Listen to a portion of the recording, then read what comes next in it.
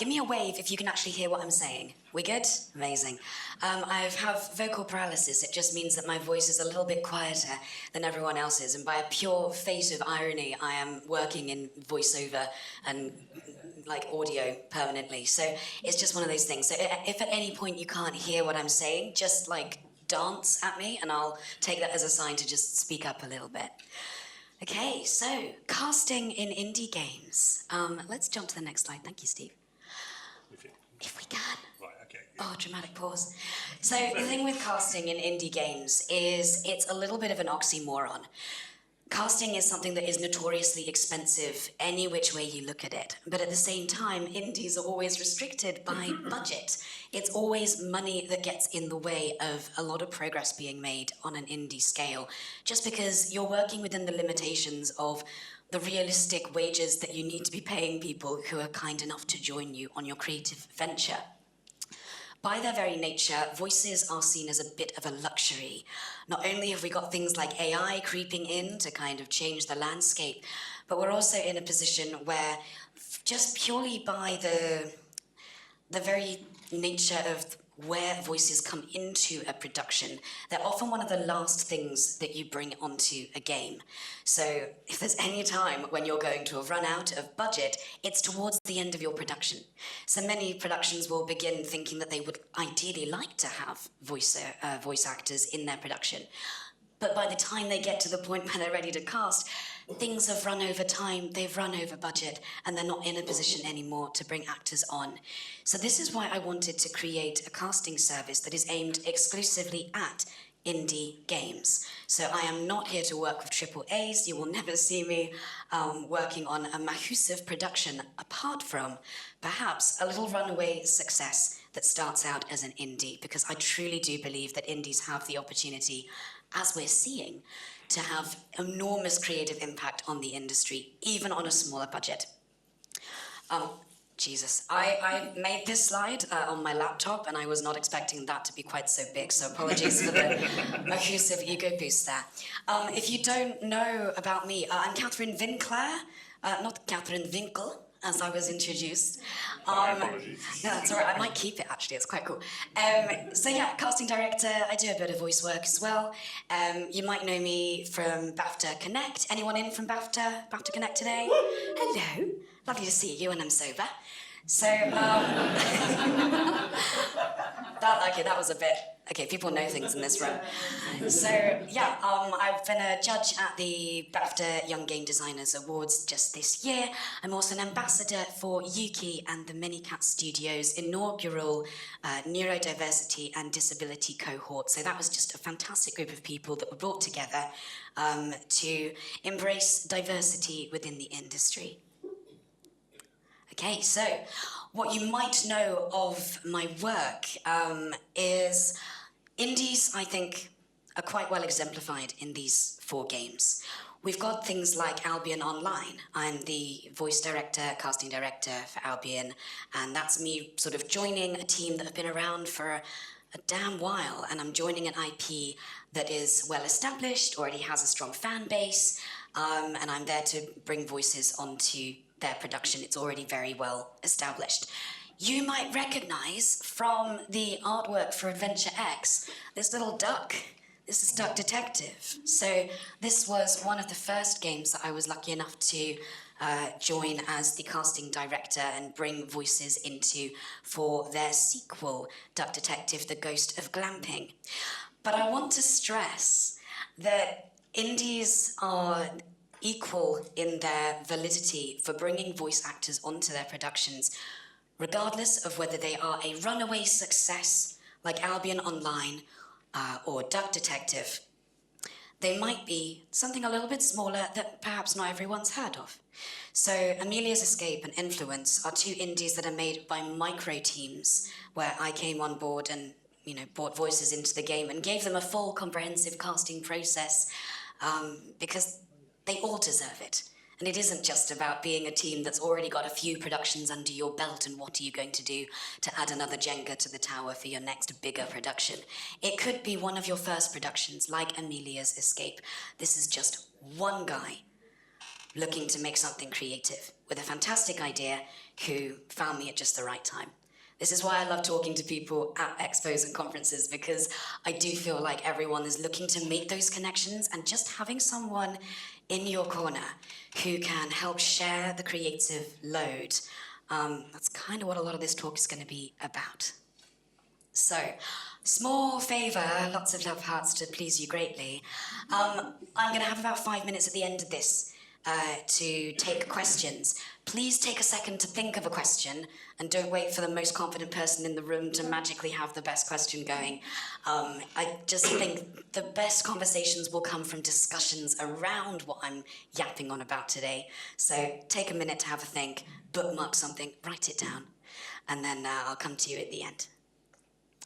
All right, so why is casting for indies hard? It kind of boils down to 3 main caveats.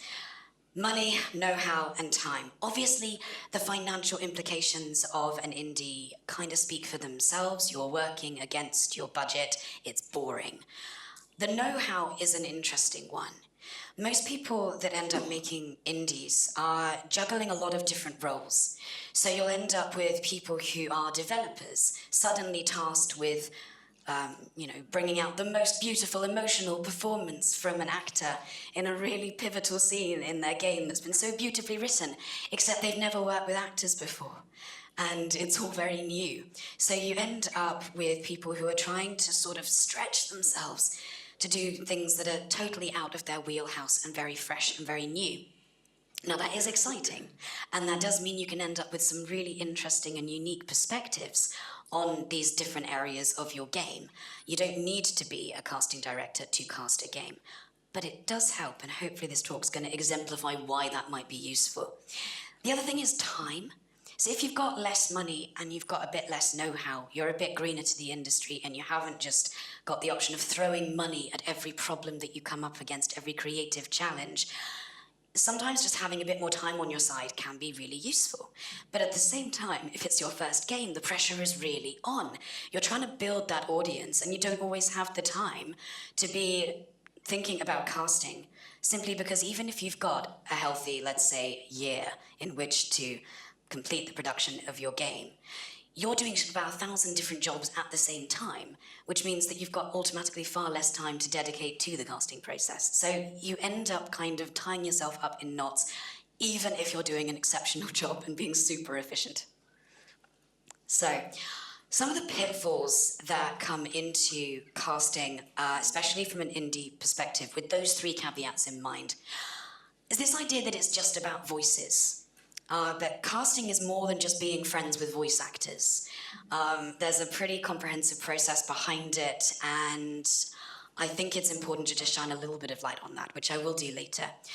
Audition overwhelm is real. I've got a few stats to share later in the talk about just how much audio you get presented with that needs to be reviewed when you get auditions in from actors. The very nature of that process is incredibly time-consuming, and audition overwhelm is a very real thing that I don't think anyone talks about, not really enough.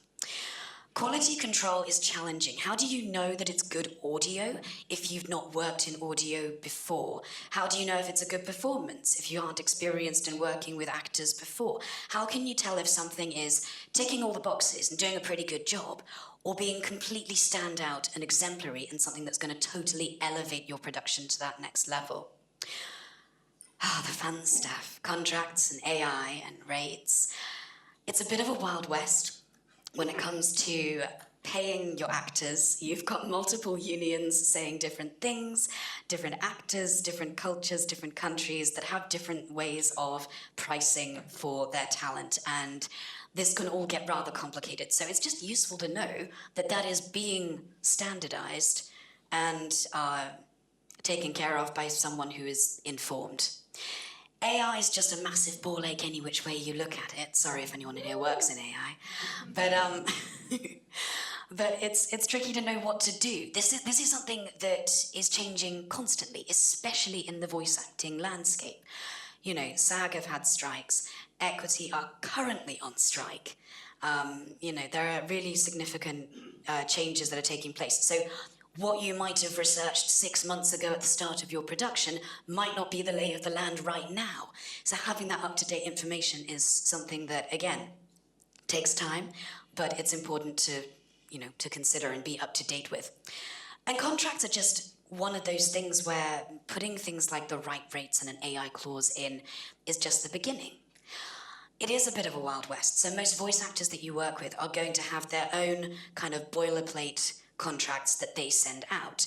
But the challenges there come that in so much as different actors will have different clauses and different contracts. So immediately, even if you're working with super experienced voice talent, you're not necessarily working with contracts that are totally standardized. So having that overview, again, is just very useful for making sure it's a level playing field for everybody that you're working with. And you're not accidentally signing a performer onto your production who's on a slightly different contract to someone else that you might sign on. And finally, script complexity and quality control. These two are kind of interchangeable. But at the end of the day, it's about having that knowledge that what you're doing is the right decision, not only for the game, but for the performers that you're bringing on. And are you matching the quality of everything you've made so far with the quality of the talent that you're bringing? It's not me, by the way. It's not Steve. It's not. We didn't plan this. Steve is the biggest problem with indie voices in games. Not you. No. I'm going to buy him a drink after this. No. So Steve works in indie games. Steve might work in the art department. He might be a friend of the director that's really excited to do all the accents at D&D. And they're a little bit racist during D&D, but it kind of works because you've had a few drinks and it's fun, but you can't put it into the game. But Steve ends up in the game more often than not, especially if it's your first, second, or third production, and you might not have that network yet to draw upon to bring performers into your game. Acting's really fun. It's something that a lot of people who don't act professionally enjoy doing as entertainment. So when they're given the chance to join their friend's game because they've run out of budget and they need Steve to jump in and do some voices for the pirate or whoever, that's where the trouble arises.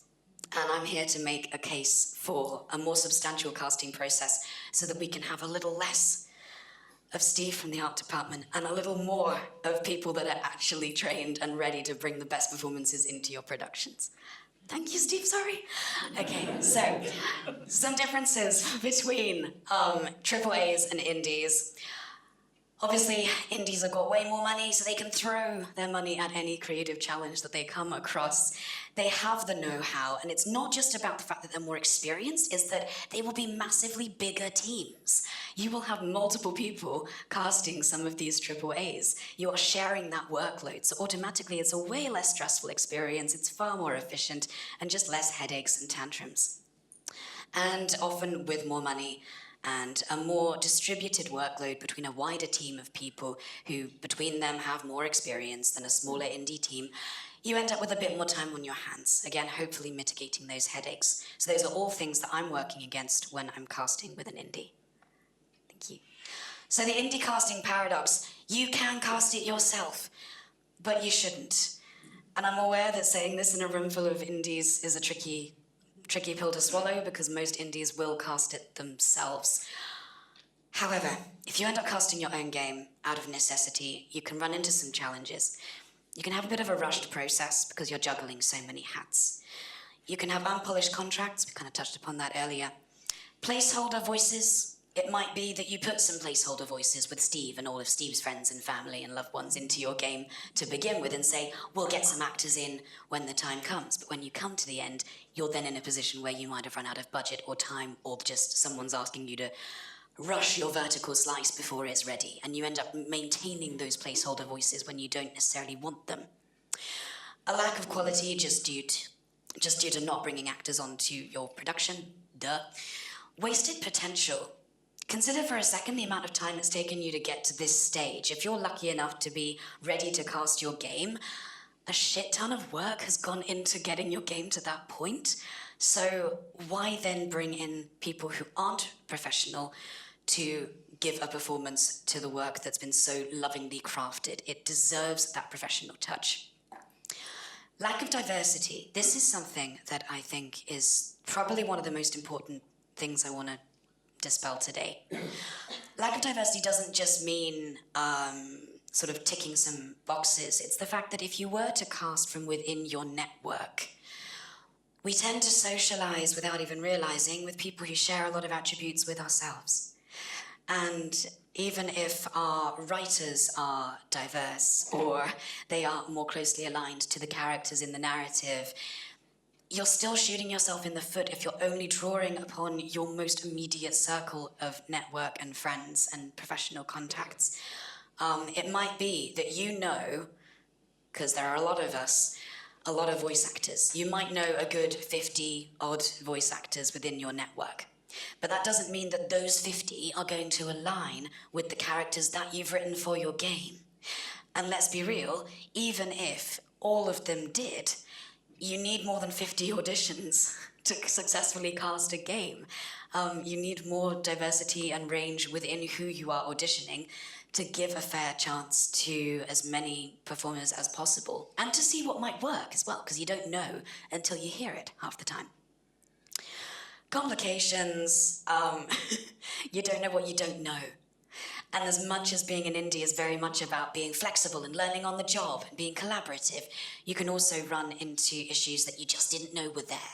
Whereas if you have someone on board who's prepared to help guide you through the casting process, then at least you know that you are automatically avoiding some of those challenges. And it can lead to a less good quality game than it could have been if you'd had professionals working with you at every turn. So what does good casting look like? Creative alignment from voice to game. That's just a really wanky way of saying that the idea that was in your head for the game translates into the characters that finally end up in your game. It's taking it from step 1 to step 10, and it's seamless. And what you have in your mind is translated through to the auditions, to the performances, to the player who's finally experiencing those characters. You have audition sides that serve your actors. This is such a big thing. When you're only giving an actor a few lines to audition for your character, those lines have got to be so carefully chosen. There are practicalities to what go into your audition sides, and knowing what's best to really put in is vital. Because otherwise you can end up casting beautifully for 1 or 2 scenes for that character, and then get to some other scenes that have a slightly different style of performance, and discover too late that the person you've cast who was perfect for that scene doesn't quite have what it takes to bring in the other elements of the character. It's an efficient process from start to finish, and I think efficiency goes a very long way. We love games, we love making games, but we all know the headaches that come when challenges start to crop up. You have happy devs and a happy cast. I think it pays to work with people who love what you're doing and love how you work, and just having a little bit of positivity and happiness within that, due to less headaches, just goes a long way in making it all a bit more sublime. Airtight paperwork, not just to protect the performers, by the way, to protect you, to protect your studio, to protect the content that's being created for your production. It means that you're safe, you're more secure. It means that once all the excitement of your game has sort of blown over and it's released and the dust has settled, you're left with a legal backing that you feel comfortable with. So you aren't lying awake at night thinking, oh, did I put that extra clause in? Is that all sorted? Yeah, most importantly, it's within your budget. There's no point in going over budget, and there are ways of casting creatively that aren't going to break the bank. So I want to talk about a little case study. This is Duck Detective, and he's super cute. He's basically a detective who's a duck with a bread addiction, and he's going through a divorce. This guy's like got married and has a whole life ahead of him. So Duck Detective was, yeah, like I said, the first production that I came on board to join. And I want to just share a little bit of the backing of what went into this casting process to give you a sense of the reality of what casting can look like for an indie production. So there's just 5 characters that were needed to be cast in Duck Detective. And you might go, well, that's like nothing. But at the same time, when you cast properly, that leads to 322 auditions, 644 takes minimum. There were definitely more. And that's over 5 hours of auditions that need to be reviewed. And when I say reviewed, I don't mean you're listening to them once. I mean you're listening to all of them a good 5-6 times. You are drawing up shortlists. You're taking time in between your listening sessions so you don't go mad and you get a bit of outside context and you breathe some fresh air before coming back in and refining that list. It's a really time-consuming process. So Duck Detective, The Ghost of Glamping, was their sequel. So I was joining an existing IP. So for me, this was about coming onto an established team, very small team, but an established team, with characters that already existed, with a universe, and most importantly, a tone that already existed, that I needed to match in that sequel. So it was about picking up where they left off, building upon the foundation of everything that they'd brought in. A very passionate, small, creative team. I'm small, passionate, and creative, so that fit beautifully. And an indie budget, so it needed to fit in within their requirements. So what does that actually look like? Well, it starts with a consultation. This isn't just how much money have you got and how much can you give to me and the actors. It's about understanding the vibe, the tone, the feel. It's about getting a sense of the timeline. Do we have a week? Do we have a year? What are we actually working with realistically? But most importantly for me, it's about addressing the immediate concerns that the studio has with casting. Every studio that I work with, I'm the first person that they have brought on in a professional capacity to cast their game. So they're not used to bringing it to another human being to take their very precious characters and bring them to life. That's a huge ordeal.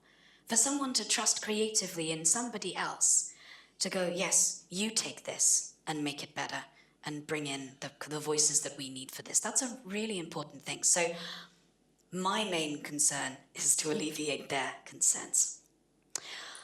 Right, so the NDA, once that's signed, I will rinse you for all of the information on your game, and I will ask for every little bit of information you've ever shared, really, on the backstory and the artwork and the music and the tone and the atmosphere, because I think tone is one of the most important things when it comes to casting.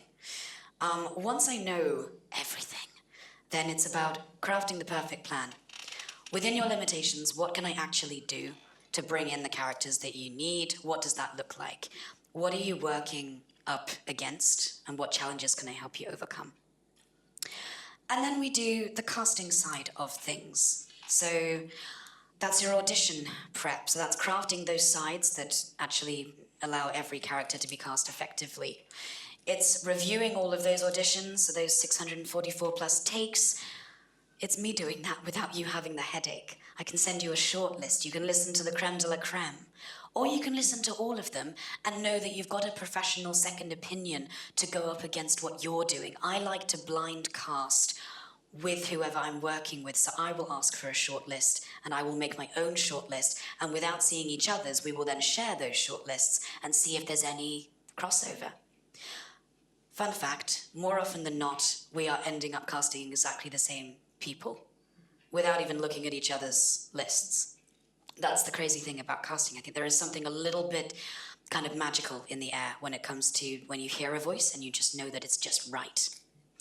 And then the final casting. So I'm there to liaise with the actors. I'm there to mitigate any of their concerns and help them feel comfortable and excited and happy and grateful to be joining your production. So I want to finish up with just talking about working with actors, because I also work in the voice directing side of things where necessary. And regardless of whether you are casting your game or you're bringing someone else on to cast your game, it's just nice to know how to work with actors and to get the best from them. Actors perform best when they feel safe to play. And this isn't just about you being fun in the session. It's about giving them enough time to do multiple takes. It's about them fully understanding the sort of limitations of your game in terms of what's too serious for this game, what's too comedic for this game. Where are the parameters that fit the atmosphere and the tone of what you're creating versus anything that falls outside of those boundaries. Actors need trigger warnings. They need trigger warnings in auditions. You can't just be throwing stuff out there at actors and going, well, you know, we're all of age and we've watched 18-rated films and we've played 18-rated games and we can handle anything. You don't know what an actor is going to be triggered by. We're all human, and that really should be respected. So please, if you do nothing else from this session, just bring trigger warnings in to your production process from the audition stage. AI riders are a must. I don't care who you are. I'm not going to work with you if you're not signing an AI rider for every single talent that is used on your game. And there's an agreed rate of pay.